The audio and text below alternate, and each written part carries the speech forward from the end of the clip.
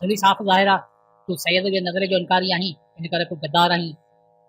अच्छा, मतिलबु जेको क़ौम जी भलाई जी ॻाल्हि करे, तरक़ी जी ॻाल्हि करे, ख़ुशहाली जी ॻाल्हि करे, तइलीम जी ॻाल्हि करे, महिनत जी ॻाल्हि करे, पर जेको पाकिस्तान न खपे नथो चवे उहो सिंध जो गद्दार आहे। बार बार सैयद जे नज़रिए जो तानो ॾियो था। मूंखे ॿुधायो छा किथे जीएम सैयद जे नज़रिए में ईअं लिखियलु आहे त तव्हां क़ौम जी फ़िकर न कजो, उहा भली जहालत जी ऊंधा में गर्क रहे, भली वॾेरनि जागीरदारनि हथां मरंदी रहे, भली क़ौम जूं न्याणियूं कारियूं थींदियूं रहनि, भली क़ौम जा बच्चा बुख मरंदा रहनि, भली क़ौम जो नस्ल तइलीम खां महरूम रहे, तव्हां बसि पाकिस्तान मुर्दाबाद जा नारा हणंदा हलो। किथे ईअं लिखियलु आहे त केरु भली सिंध जी भलाई लाइ कमु करे, क़ौम जी बहितरी लाइ कमु करे, पर जेकॾहिं तव्हांजी सोच ते नथो हले त उहो गद्दार आहे। जेकॾहिं पाकिस्तान न खपे न चवण सां असीं गद्दार थी वियासीं, पोइ त तक़रीबन सॼी सिंध गद्दार आहे। जिन सिंधी माण्हुनि सिंध लाइ कमु कयो, क़ौम जी बहितरी लाइ कमु कयो, हक़नि लाइ विढ़िया, कुर्बानियूं ॾिनियूं, उहे सभु गद्दार आहिनि। वन यूनिट जी बग़ावत में शामिल उहे गैरतमंद सिंधी बि गद्दार आहिनि। MRD तहरीक में पुठनि ते कोड़ा खाईंदड़ उहे जोधा जवान बि गद्दार आहिनि। पूरो समाज गद्दार आहे, ज़िंदगी जो हर शोबो गद्दार आहे, ही तारीख़ बि गद्दार आहे। जे ईअं ई आहे त पोइ अक़ल गद्दार आहे, शऊर गद्दार आहे, सच गद्दार आहे, सोच गद्दार आहे। सभिनी खे गद्दारी जा लक़ब ॾियो न। सियासतदाननि में अला बख्श सूमरो, डॉक्टर ख़ालिद महमूद सूमरो, अल्ताफ़ उन्नड़,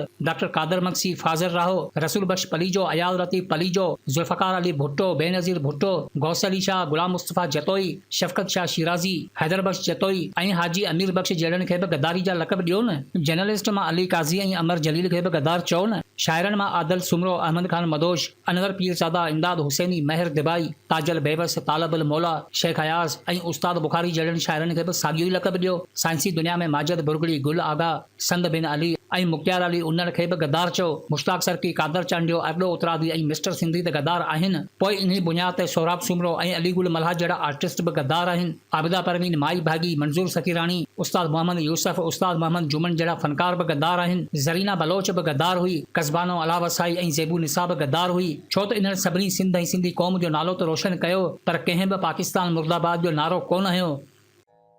तूं जे हेॾो मोतबर आहीं त तूं ॿुधाए छा कयूं? लेक्चर ॾियणु सवलो आहे पर अमल करणु ॾुखियो आहे। कुझु करे ॾेखार त पोइ मञूं न। अदा इहो ई त चवां पियो, असां कुझु बि कोन कयो आहे। असीं सभु पंहिंजी बर में वॾा मोतबर आलम ऐं हलाली पुट त आहियूं, पर क़ौमी लिहाज़ खां कुझु बि न आहियूं। छो त जेकॾहिं कुझु हुजूं हा त अॼु उन जा असर हुजनि हा, नतीजा हुजनि हा। दादा तूं पंहिंजे पाण खे वॾो पढ़ियल लिखियल सम्झी थो, पोइ तोखे एतिरी ख़बर हुअणु घुरिजे त इनकलाब जी वेहड़ नसलनि ताईं हलंदी आहे।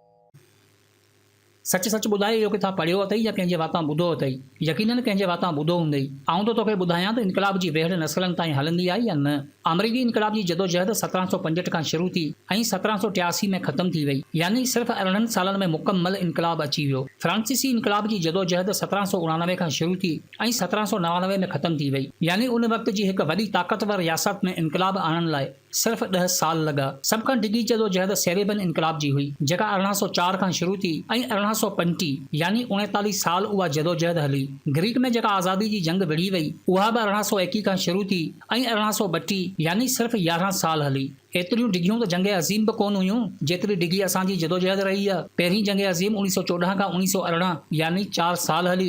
ॿी जंग अज़ीम 1939 खां 1945 यानी सिर्फ़ु 6 साल हली। हाणे थोरो पंहिंजे पाण ते गौर कयो। 1971 में साईं जीएम सैयद सिंधु देश जो मुतालबो कयो। अॼु 2020 यानी तक़रीबन 60 साल गुज़री चुका आहिनि ऐं असां बजाए अॻिते वधण जे पोइते हटंदा पिया वञूं। ईअं नाहे जो सैयद जो मुतालबो ग़लति हो या संदन नज़रियो ग़लति आहे। सवाल ही आहे त असां उन नज़रिये खे कहिड़ी रीति फॉलो कयो आहे। 60 सालनि में कुझु बि न करे सघियासीं। इन जो मतिलबु किथे त ग़लती आहे। साईं जीएम सैयद जे नज़रिये में सिर्फ़ु आज़ादी नाहे, बल्कि आज़ादी सां गॾु सेक्युलरिज़म, अदम तशद्दुद, ख़ुदि मुख्तियारी ऐं तइलीमी निज़ाम बि शामिल आहे। किथे साईं जे नज़रिये ऐं असांजी सोच में फ़र्क़ु नाहे। साईं जीएम सैयद त हिकु सोशलिस्ट लीडर हो ऐं असांजे अंदरि जेका सोशलिज़म घुमे थी, छा उन में मुनाफ़क़त कोन्हे? हिंदू भाइरनि सां होली मल्हाइण में जेकॾहिं असांखे ख़ुशी महसूसु थिए थी, त पोइ मुसलमान भाइरनि खे ईद मुबारक चवण में शर्म छो?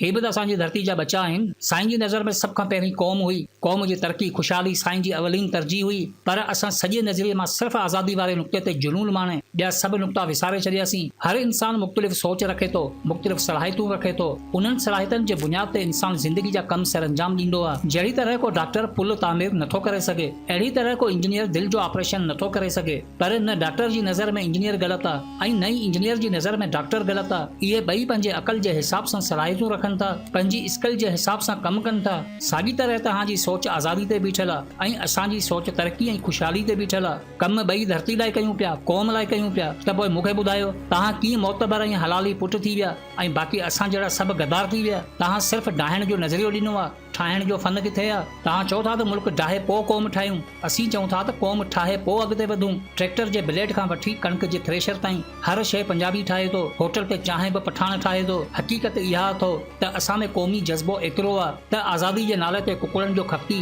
पंहिंजो कुकड़ बि कुर्बान कोन कंदो। वक़्त जी तक़ाज़ा इहा त असांखे चालाकी अख़्तियार करणी पवंदी। मक़सद हासिल करण लाइ इलाही कुझु करणो थो पवे। सिर्फ़ कुर्बान थियण सां जेकॾहिं आज़ादी मिले हा त अॼु कश्मीर बि हिकु आज़ाद मुल्क हुजे हा ऐं फ़लस्तीन में इसराइल न हुजे हा। असांखे हर शोबे ते कंट्रोल करणो पवंदो, पूरी क़ौम खे मुतहिद करणो पवंदो, तॾहिं नतीजो ज़ाहिर थींदो। असां कुझु ग़लति कयो हुजे, धरती विकी हुजे, क़ौम जो सौदो कयो हुजे, पोइ भली तव्हां गद्दार चओ, सज़ा ॾियो, असांखे मंज़ूर आहे। हिन यज़ीदी दौर में जिते सोचण बि गुनाह, उते असां ज़ालिम खे सरेआम ललकारियो आहे, क़ौम खे मुतहिद करण जी कोशिश कई आहे, शऊर पैदा करण जी कोशिश कई आहे। सिंधी सोशल मीडिया ते जिते रुगो मामा लालू जा खाका ऐं मौलाइया कलाम शेयर थींदा हुआ, असांजी महिनत खां पोइ अॼु उते सियासत ऐं हक़नि ते बहस हलनि था, ट्विटर ते ट्रेंड हलनि था। केतिरा ई नौजवान जेकी सॼो ॾींहुं पबजी खेॾण में मसरूफ़ हूंदा हुआ, अॼु किताबनि सां दिलि लॻाए मुतालो कनि था। छा इन महिनत जे एवज़ तव्हां क़ौमपरस्त गद्दारी जो लक़ब ॾींदा? दादा असां त तोखे गद्दार कोन चयो।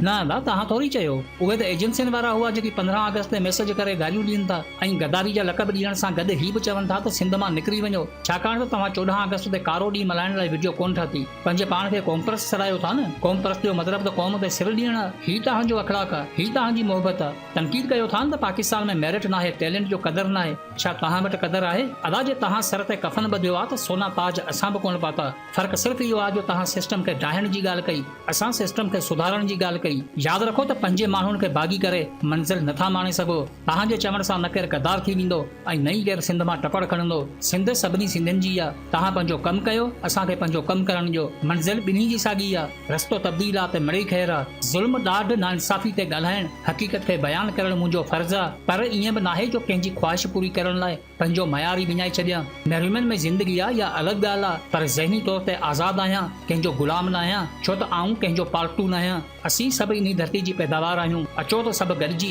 हिकु नई शुरूआति कयूं, क़ौम ठाहियूं, मुल्क पाण ई ठही वेंदा। हिकु ॿिए खे ठठोलियूं करे नफ़रतूं परवान चाढ़ण खां बहितर आहे पंहिंजनि सलाहियतनि खे आज़माए क़ौम खे फ़ाइदो पहुचायूं, ॿियनि क़ौमनि सां मुक़ाबिलो कयूं, पंहिंजी क़ाबिलियत खे एतिरो त वसी करे छॾियूं जो धारिया मजबूर थी पंहिंजा टपड़ खणनि। बाक़ी ज़बरदस्ती कंहिं ते पंहिंजी सोच मढ़णु का अक़लमंदी नाहे, छो त मंज़िल ते क़ाफ़िलो तॾहिं पुॼंदो आहे जॾहिं नफ़रत खां डिघो फ़ासिलो हूंदो आहे।